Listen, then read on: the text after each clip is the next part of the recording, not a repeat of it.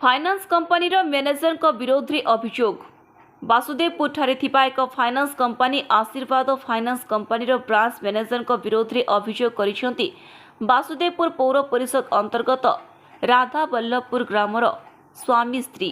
अभियोग अनुसार स्वामी विनय कुमार नायक और स्त्री संयुक्ता नायक दर्शाई से आनिथिबा समस्त ऋण टंका पैठ करिथिबा बेले ब्रांच मैनेजर मानु नाहांती। कार्यालय को संजुलता स्वामी जाइथिबा बेले ब्रांच मैनेजर माड़ मारिथिबार अभियोग करिसेंती बासुदेवपुर थाना रे। अपर पक्षरे ब्रांच मैनेजर सह फोन रे आम प्रतिनिधि जोगाजोग करिथिबा बेले से समस्त अभियोग को खंडन करिसेंती। हेलो हेलो हेलो आशीर्वाद ग्रुप फाइनान्स रू कहते ना सर? आज्ञा ब्रांच मैनेजर कहते ना? आज्ञा सर ये जो संजुलता नायक है ऑनलाइन कहते कि ना ना ना मु प्रताप कहली सांबादिक बासुदेवपुर।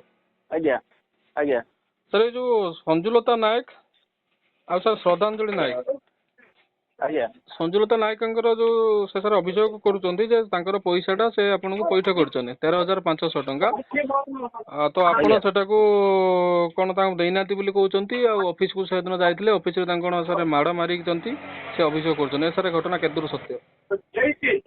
नहीं सर माड़ मारिया घटना सत्य नहीं। एक्चुअली सर गोटे कथा शुणु सी एक्चुअली डिफल्टर थे बहुत दिन है 2 वर्ष लोन नहीं 3 वर्ष पर है बाकी डिफल्टर टा से अगस्त केते तारीख 22-23 तारीख के तारीख तो एक्चुअल में मन पड़ने से डिपोजिट करिसंती क्लियरेंस में मु मोर सील सिग्नेचर देकी मु ताको देईची।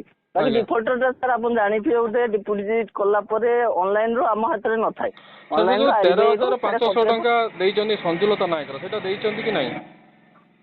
ना ना सी बाबू जो बाबू आसीथिले केते टंका एग्जैक्ट अमाउंट भी मते रजिस्टर देखिया पय पड़ियो केते टंका देइचंती गोटे कथा सर स्पष्ट करंदु जे जो 13,500 टंका आपण ता दुकान नु नेले 3:30 समय रे तो सेटा सर आपण नै दुकान नु मनेनी दुकान सर से स्वामी स्त्री उपस्थित थिले ताका सहित जने प्रत्यक्षदर्शी भी थिले दुकान रो सुनो मो कलेक्शन स्टाफ ने मो ब्रांच मैनेजर कहूची बाकी पिला कोन रिसीव करिसंती किंतु जो कस्टमर छिए जहार क्लियरेंस धरिक आसीथिले सी लोक तांकर स्वामी स्त्री आसिक ऑफिस रे गोटे केते टंका लास्ट टाइम डिपोजिट करथिले किंतु दुकान रो मो कलेक्शन स्टाफ ने पिला जाई कलेक्शन करन से जो कहते 13,500 टंका देइचंती आशीर्वाद फाइनान्स को देइचनी क्लियरेंस करचनी पुणी आपण लोन देबे बोली कहिचनी ए सर एटा सत्य ना कोन सर कथा माने से ऑफिस रे देइचन ना दुकान रे देइचनी से कहउचनी जे दुकान ला देइचनी 13,500 टंका दुकान लो मो रिसीव करेन को दुकान लो मो रिसीव करेन। अच्छा आपण पिला की सर रिसीव करके आपण को कहिचंती कि नहीं नहीं से सब विषय मत कहना सी जो क्लियरेंस धरिक आसीथिले से दिन संध्या बेला माने पाटितुंड तांको मो भितरे हैला जुक्ति तर्क हैला सी लोक पैसा मते आसिक देइ नथिले तांकर झियो ज्वाई आसिक ऑफिस रे पैसा देइथिले बुझले अरे माड़ मारिया कथा कहउछ सर ता माड़ मारले नहीं माड़ मारिया कथा आज्ञा सुनो तो माड़ मारिया कथा तो संपूर्ण मिछ हम स्टाफ भितले हम रो मनर थिले बाकी सी तांकर टिके प्रेशर अछि जेतल जुक्ति तर्क बढ़िला प्रेशर का मु जेतल जानेनी ताकर हाई प्रेशर अछि थरा थोड़ी कले निज गाल को चापड़ा चापड़ी मारले कहले आपण जांतु मेंबर को पठे मो पाकु आपण सहित मु किछ कथा करिबिनी मेंबर आपण झियो जे कि मो सहित पठाइबे आ जो डिफॉल्टर कटिया कथा सारे संगे संगे कटेनी से जिंस आरबीआई वाला एते जल्दी काटिबेनी हमें कोन करी हम से किछ भी न थाय से 13,500 टंका जो सर देइचंती तो से देई ना दे से लोक मते देई ना दे जो लोक आपण तो कंप्लेन करथो से देई ना दे से लोक मेंबर नहंती ताका स्त्री तो मेंबर होचंती ताको स्त्री को क्लियरेंस धरिक मते आसी नथिले मो पाखु से ताकर झियर क्लियरेंस धरिक आसथिले। अच्छा तो जो 13,500 आपण सर रिसीव करना बोली कहू ना ना मो रिसीव करेन मो स्टाफ केते बेला को मोर को रिसीव करथन मो से सब अच्छा स्टाफ के रिसीव करथन आपण बुझी जंती कि स्टाफ के रिसीव करथन आपण बुझी जंती मो बुझी ना सी 5 जन कर पैसा नै चंदी से जो आसीथिले ताकर झियर ताकर दी झियर ताकर बहु ताकर स्त्री 5 जन कर पैसा नै चंदी बाकी कहा ना कोठा मो कंफर्म नै संजलता के ये के कारण से माने वर्ष दिन पैसा पकई दे ये पेमेंट करू ना दे टाइम रे हो सर ठीक है आज्ञा हो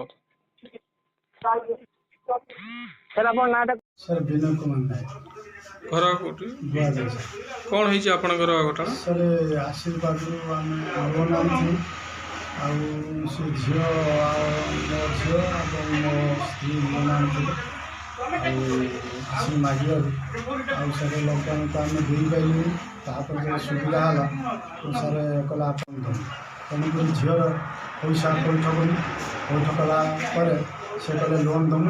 ଆଉ ଝିଅର ଯେତେବେଳେ ପଇସା ଦିଆହେଲା ସେ ଲୋନ୍ ମାଗିବାରୁ ମୁଁ ଲୋନ୍ ମନା କଲେ ଏବଂ ସାର୍ ସଞ୍ଜୁ ମା ଯିଏ ମୋ ସ୍ତ୍ରୀ ତାର 13,500 17 ତାରିଖ ଦିନ ସାର୍ ଛୁଆ ପଇସା ଦେଇନାହାନ୍ତି। ଆଉ ପଇସା ଦେଲେ ଆଉ 17 ତାରିଖ ଦିନ ସାର୍ ମୁଁ ପେମେଣ୍ଟ କରିବି, ସାର୍ ମୋତେ ଦେବେ ନା ପଇସା ଦୋକାନଟା ସାର୍ ମୋତେ ଚଳେଇବି।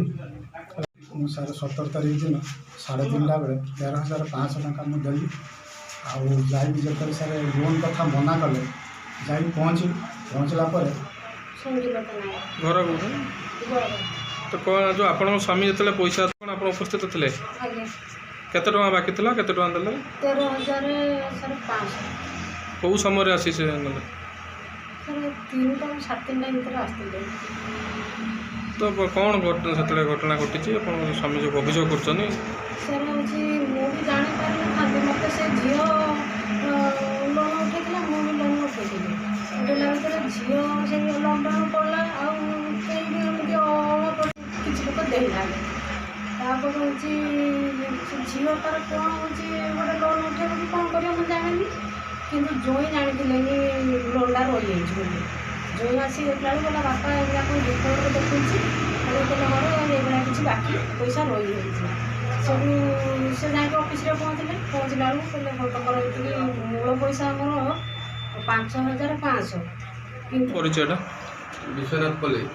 ତ ଆପଣ ଯେଉଁ ସ୍ୱାମୀ ସ୍ତ୍ରୀ ଅଭିଯୋଗ କରୁଛନ୍ତି ସେମାନେ ପଇସା ଦେଇଛନ୍ତି ଅଥବା ଫାଙ୍କି ଦେଉଛନ୍ତି ଯେ ପଇସା ଆପଣ ଦେଇନାହାନ୍ତି, ତ ସେ ସମୟରେ କ'ଣ ଆପଣ ଉପସ୍ଥିତ ଥିଲେ? କ'ଣ ଥିଲା ସେ ସମୟରେ? ମୁଁ ଥିଲି 13,500 ନେଲେ, କହିଲେ ତମେ ଜିନିଷ ପାତି ବନ୍ଧା ଫନ୍ଦା ପକେଇ ପଇସା ଦେଇଦିଅ, ଆଉ ମୁଁ ବନ୍ଧୁ 2-4 ଦିନ ଭିତରେ ଲୋନ୍ କରିଦେବି, ତମେ ଯାହାକୁ ଯେଉଁଟା ଆଣିଥିଲ ସେଇଠି ଦେଇଦେବ।